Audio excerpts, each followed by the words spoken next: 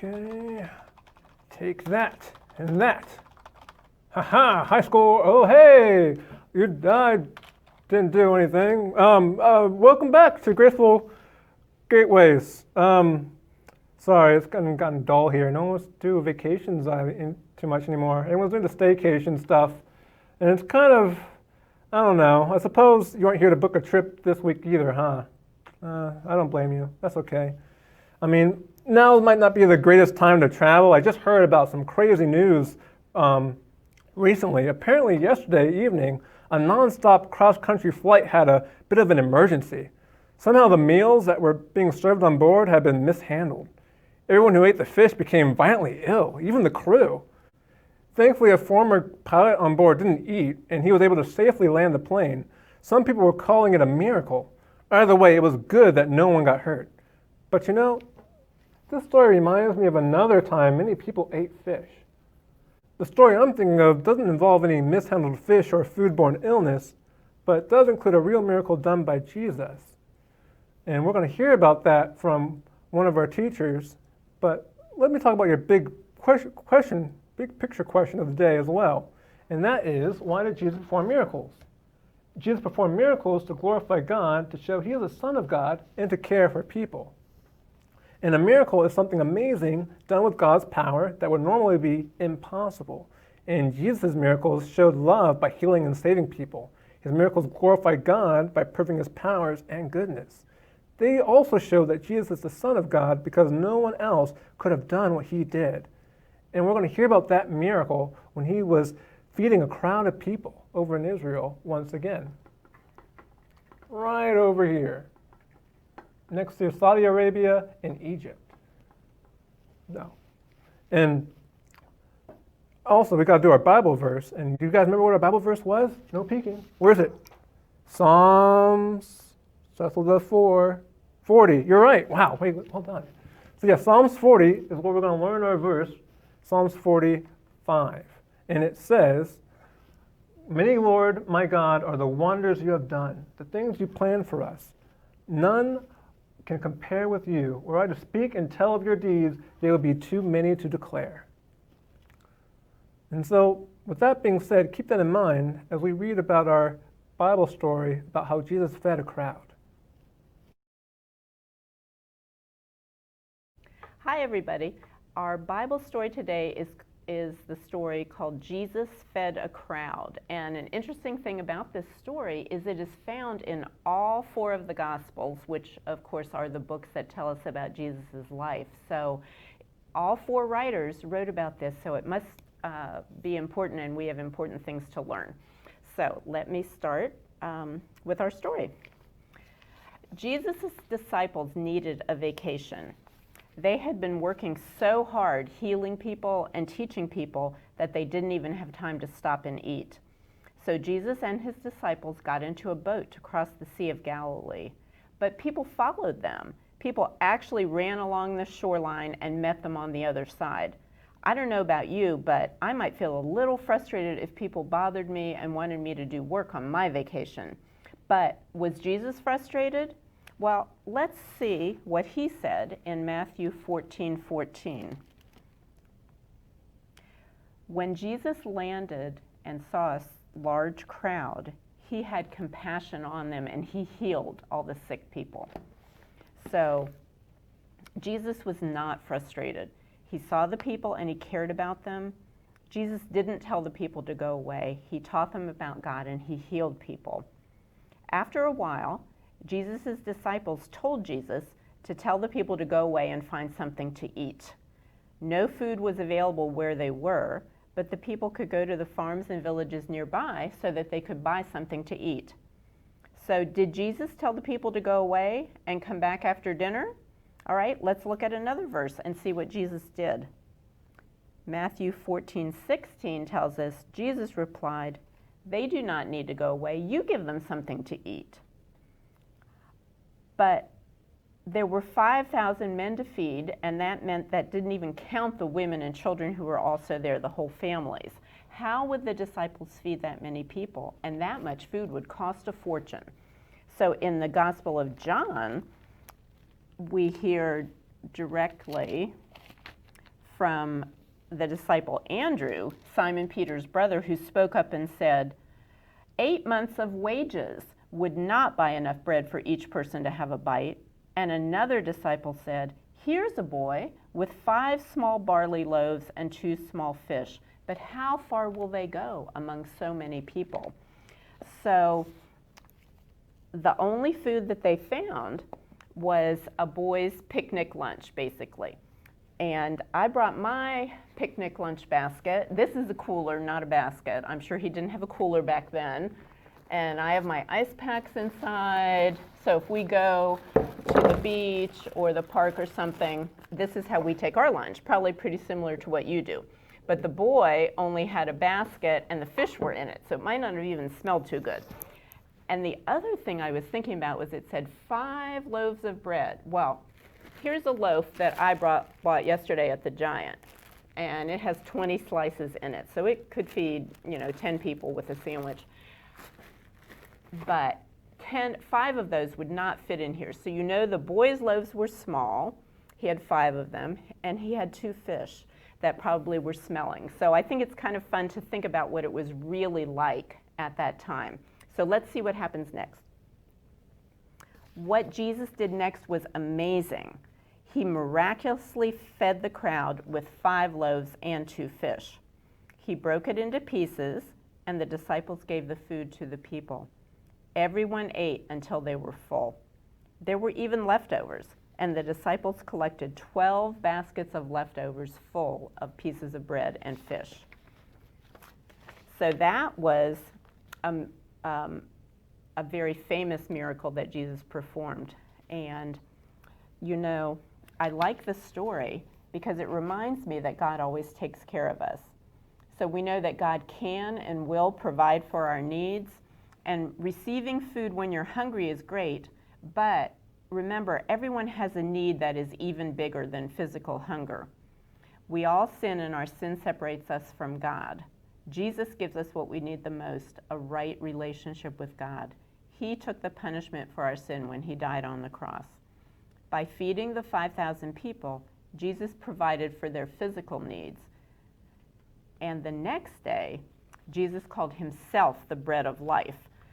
So the question in our lesson says, what did Jesus mean when he said that I am the bread of life? Well, in the next part of our lesson, which is the craft part, Mrs. Kaufman is going to talk about that.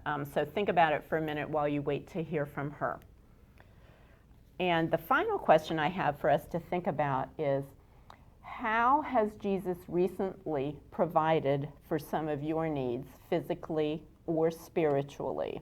And that's things like the meals that you have at home, or some people pick them up at school during the week because they're available there. But spiritual needs have to do with your feelings a lot of times. Like one thing I was thinking about was, now we're at home a lot more. Maybe you can't see your friends so much or your grandparents, but you can really know that Jesus is still with you, and your parents can, help you see how he does meet your needs in that way as well. So I'm going to close with our verse for the lesson, or for the unit, about God's miracles. So Psalm 40, verse 5 says, many, Lord my God, are the wonders you have done and the things you've planned for us. None can compare with you. Were I to speak and tell of your deeds, they would be too many to declare.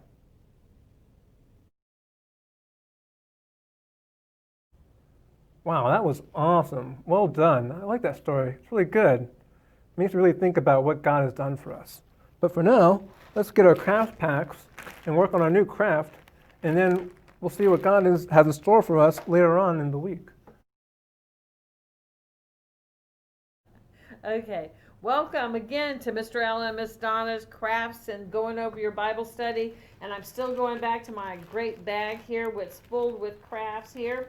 We have week 3, and the story is Jesus fed the crowd. And you'll have your younger kids and older kids activity pages, so you can fill those out and answer the questions and have discussions with mom and dad if you want to. In addition to that, the craft is in here too, and you're going to have You got to be careful. Mr. Allen can hold this part up.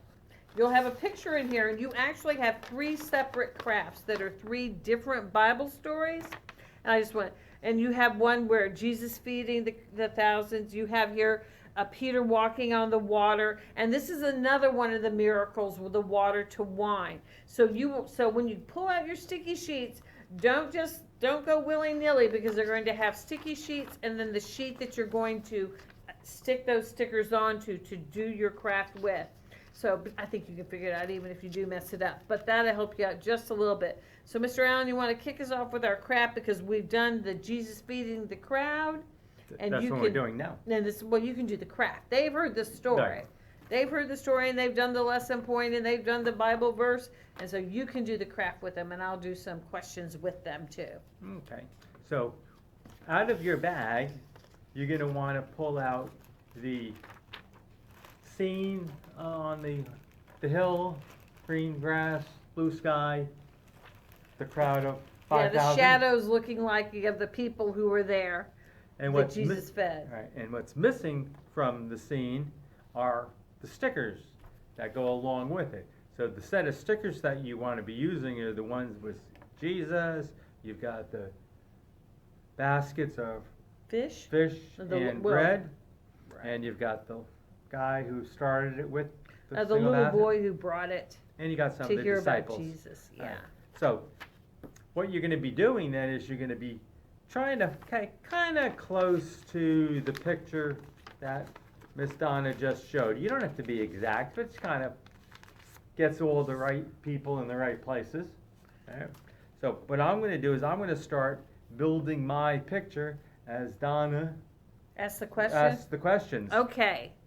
First question, and this is from the story about Jesus feeding the crowd. Why did Jesus and his disciples cross over to the other side of the Sea of Galilee? Think for a second. Yeah, he wanted to get away from the crowd again. Jesus wanted to get away from the crowd. He wanted to really be alone. I think he needed to recharge his battery, as I said before. So they did that. And what happened was, though, the people have heard Jesus' word. They've met him. They are following him. So they didn't get to be by themselves. The crowd just sort of followed them around the Sea of Galilee. And I imagine some even went across the Sea of Galilee with him. And now they're there. And they're very, very hungry. They're very hungry. So I've got right now Jesus on it, and I've got the disciple. Oops. Did you? Oops. So don't do Gently what lift I your just stick. did. I just, oops. He beheaded what was potentially a disciple, or one of the men that came to hear Jesus. Let me try this again. So I'm going to gently peel off another disciple and put him on my picture with Jesus. And this would have been maybe one of the disciples that asked Jesus, what are we going to do? Yeah, it's getting late. Yeah, and everybody's hungry, and the disciples asked Jesus, well, what are we going to do? And the disciples had a different idea about what they wanted to do. The disciples wanted to just like send the people to go find their own food, but they're really in the middle of nowhere. It would be very hard to do that. And Jesus cared deeply about his people, and he wanted to do for them. And so that wasn't an idea. So this story shows that Jesus had a lot of compassion for his people. He's like and we call Jesus the shepherd, and we are his sheep. So in this particular story, though it seemed impossible to find food for all of these people, that's what Jesus really wants his disciples to do, is to find food there. You're going to stick on stick on the little boy who had the loaves of fishes? That's what I'm going to do. The loaves and fishes? I think didn't the disciples talk to Jesus and ask him, how are we going to do this? Mm-hmm. And the little boy came and said, I have some fishes and some loaves. 5 loaves, 2 fishes. Mm-hmm. Right? And he came, and I'm going to put him there showing Jesus the loaves of bread. Loaves of bread. So, what happened after that, Miss Donna? Well, then begins the miracle when Jesus has his disciples, and they begin to pass out the loaves and the fishes. And as we know the story, or maybe you're listening to the story for the first time, They multiplied. The baskets never went empty of the bread, and they never went empty of fish, and there was more than enough to feed everybody. They actually even had leftovers. So this is another one of the miracles where Jesus multiplied the bread and he multiplied the fishes. So I'm going to start putting the bread and the fish on my picture. So Mr. Allen's putting the bread and the fish on his picture over there. And Jesus calls himself the bread of life. He says, I am the bread of life. And so think about that for a minute. I'm going to make Mr. Allen think about why he would call himself the bread of life. For a minute. And bread is crucial to our physical life. We have to feed our bodies. We have to give ourselves energy. But Jesus is our spiritual food. We have to have Jesus and believe in him to have our spiritual life. So he's comparing who he is to being essential or the most important thing to us having a spiritual life with him.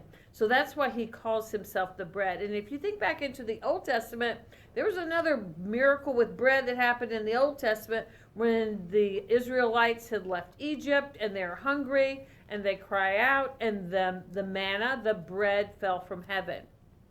Okay, so how's your picture coming, Mr. Allen? Good, I'm just putting on the rest. So I've put on some extra baskets. I put on person back here, and now what I'm going to do is get the last few items on my stickers. I've got some plants and flowers that I'm just going to put on for a little bit more decoration, and I'm going to be done. He's going to be ready to use his picture to tell this story to somebody else. So actually, if you have a younger sibling, you could practice telling this story to them. Because I will say that one of the ways, like we've talked about, really sharing our faith and having faith discussions with people, and we have the marbles that we move in from one jar to the other when we share a faith story. This could be one way you do it. You could actually use your sticker page here to tell the story of Jesus and the fishes and the loaves and the multiplying, to believe in him. Because we grow our faith through telling and by praying and by serving. And so that's part of how we can learn to trust God more is to study his word, is to worship him, to worship either in person here at church or to worship online by singing his praises and listening and looking for opportunities and even making an opportunity when you can tell someone else about Jesus and what he's done in your life, or just even tell this story.